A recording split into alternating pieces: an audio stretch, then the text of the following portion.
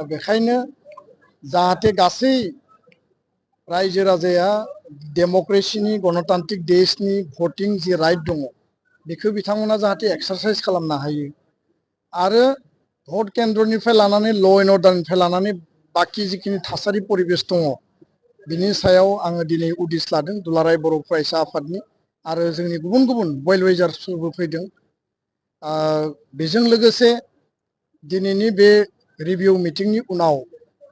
दुलाराय बर' फरायसा आफादनिफ्राय आंनि जि मोनदांथि आरो बिश्वनाथ जिल्ला दुलाराय बर' फरायसा आफाद जोंनि दखराफोरनि रिपर्ट आं बे खोथाखौनो बुंनो नागिरो जे फैबाय थानाय 22 तारिखआव शोणितपुर आरो बिश्वनाथ जिल्लानि जिखिनि 41,000 माने गोदानै बेयाव भटार्सफ्रा भट होगोन 60खान गामि जिखिनि थिसनजाबाय बिथांमोना एकर्ड इमप्लिमेन्टेशननि सार्थआव बा फेभाराव हा हुखौ बिश्वनाथ जिल्लायाव 100% फरेस्ट राइट एक्टनि आन्डाराव प्राय 11,000निबो बारा बेयाव क्लियारलि होनाय जाबाय आरो 50% हा हुखौ शोणितपुर जिल्लायाव होनाय जाबाय बे बिराद गिदिर खामानि लेन्ड राइटखौ जों मोनबाय दा 6 शेड्यूलनि जि कन्स्टिट्यूशनल जि एरेन्जमेन्ट जि आत्मनियन्त्रणनि जि बिटिआर बे बिटिआरनि जि अधिकारखौ जि मोननांगौ बे अधिकारखौ मोननांगौनि थाखाय जों 60खान गामिखौ सोबाय गिबि खेबनि थाखाय बिथांमोना 6 शेड्यूलनि भटार हिसाबै माने गावनि भटिं राइटखौ एक्सारसाइज खालामगोन बे बिराद गिदिर मोनसे जोंनि एचिभमेन्ट दा बेखायनो हा हुनि खामानिया बिटिआर एकर्डनि गेजेरजों 100% जाबाय गामि थिसननायनि खामानिया 60खान जाबाय बेयाव गोदान समस्ति दाबावनांगौ दङ आरोबाव गामि प्राय 300नि बारा गामि सोबावनांगौ दङ जोंहा सिमलुगुरिसिम सिमाया थांनांगौ आरो प्रयोजनाव सिमलुगुरिखौ बिश्वनाथ जिल्लायाव 9खान गामिखौ दाजाबनानैब्लाबो माने बे सिमलुगुरिसिम सिमाखौ बारायनांगौ होननानै जों गिबि मन्थ्रिखौ बुंदों दा बेखायनो भिसिडिसि दानाय डिलिमिटेशन रायजो राजानि जि हप्स एन्ड एसपिरेशन जेराव 500नि बारा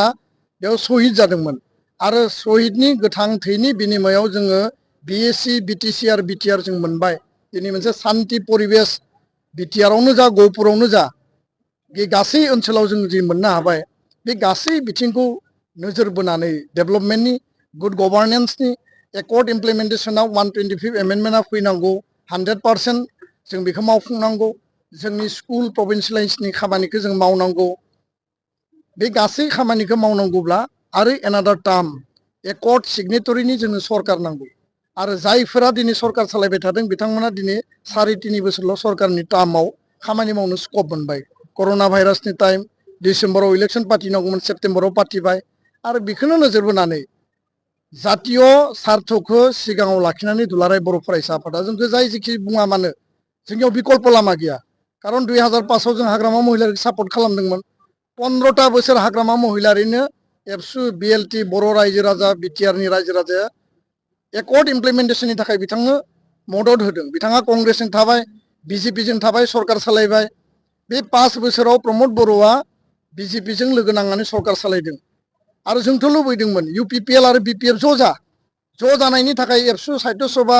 गासै 16टा आफादा जों हांख्रायदोंमोन हाग्रामा महिलारिया फैयाखिसै प्रमद बर' बिथाङा रायज्लायफैबाय दा बे बिथिंखौ नोजोर बोनानै जोंहा रावनिबो सायाव गाज्रि बुंनांगौ गैया आं रावखौबो गाज्रि बुङा आरो बुंनोबो लुबैया जातीय सत्ता जातीय स्वाभिमान जातीयताबादखौ लानानै जों खामानि मावदों किन्तु 5 बोसोर जोंनो सम नांबावगौ जाय एकर्डखौ 100% मावनांगौ खारन आसाम एकर्डआ 40 बोसोर जाबाय दाबो क्लियारलि मावफुंजायाखै आरो बेयाव बै समाव आसु आरो एजिपिनि मोनसे कोअर्डिनेशन गैयिनि थाखायनो दिनै बे दफाफोरा बिथांमोननिया आद्रा जादों जों लुबैयाखै आरो बेखायनो आं खावलायदों जे गहपुरबासि बिश्वनाथबासि शोणितपुरबासिया एकर्डनि फेभाराव जायफोरा सरकार सालायदों आरो नेक्स्ट टाइमाव सरकार दाबावनो थाखाय बे दोलोनो आरो बे बिजाथिफोरनो गहपुरनिया धनस्रियाव बिश्वनाथनिया रौतायाव आरो माने शोणितपुर राङापारा माने नोङो भालुकपुं एरियानि बर' रायजो राजाफ्रा हरिसिंगायाव भट होगोन आरो बेखायनो आं खावलायदों जे गहपुराव बिश्वनाथाव शोणितपुराव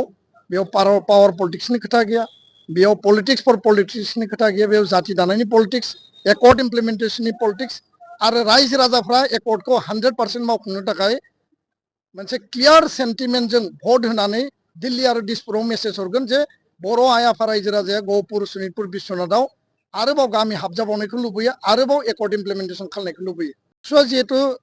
नन पलिटिकेल अर्गेनाइजेसन जातीय छात्र संगठन जों जिहेतु सरकारबो नङा जों जिहेतु पार्टिबो नङा किन्तु जोङो रायजो राजानि सार्थनि थाखाय जातीय सार्थनि थाखाय आरो जातीय एजेन्डाखौ लांनांगौनि थाखाय पलिटिकेल पेट्रनाइज नांगौनि थाखाय एकर्ड इमप्लिमेन्टेसननि थाखाय 2005 हाग्रामाखौ मदद होदों 2020 प्रमोद बर'खौ मदद होदों एबाराव जोङो बिदों जे आरोबाव एनादार टार्मनि थाखाय माने एकर्ड सिगनेटरिनि जोङो सरकार नांबावगौ सोरबाया बुंगोन जोंखौ इउपिपिएलआनो एबसुनि इउपिपिएल बियो मोनसे जास्ट प्रपागान्डा बियो मोनसे भुवा प्रचार अपप्रचार एबसुआ इन्डिपेन्डेन्ट बिसायख'थियाव मालाबा बाहागो लाबोदों एबसुआ मालाबा जोङो पार्टी दादों मालाबा सरकार दानो समर्थन होदों एकमात्र सार्थआ जाबाय जातिनि सार्थ जातीय सत्ता आरो जातीयताबाद आरो माने इसु आरो एजेन्डानि खाथिराव आरो जायफोरा दिनै दावराव अमरमोन बिथांमोना बुंदों आं नाम लानो साना बिथांमोनाबो सासे सासे संग्रामि दैदेनगिरिमोन मोनसे समाव किन्तु दिनै हानजायाव दङ हानजानि थाखाय खोथा बुङो हानजानि सार्थआवल' बिसोरो उकालति खालायो हानजानि सार्थआव सोरनिबा डिक्टेसननि थाखाय खोथा बुङो बिथांमोनानो जोंखौ फोरोंलांदों जे इलेक्सनाव बाहागो लानांगौ जातीय एजेन्डा जातीय सार्थनि थाखाय आरो पार्टी दानाय इलेक्सनाव बाहागो लानायखौ बड'फानि आन्दलन बिनि उननि आन्दलनाव सोरबा अमर सिं आरो दावराव देख्रेब मोनानो एबसुआव थानानै बै समाव खामानि मावदोंमोन आरो खामानि मावनानै इलेक्सनाव बिसोरनो बाहागो लादोंमोन दिनै जोंखौ बिथांमोना आसि थुबा जानाय नङा जोंथ' बिथांमोननि इयुन जेनेरेसन किन्तु बिथांमोना जोंनि पायनियारफ्रा जि रलखौ लादों दिनै जोंखौ जुदि आसि देखायोबा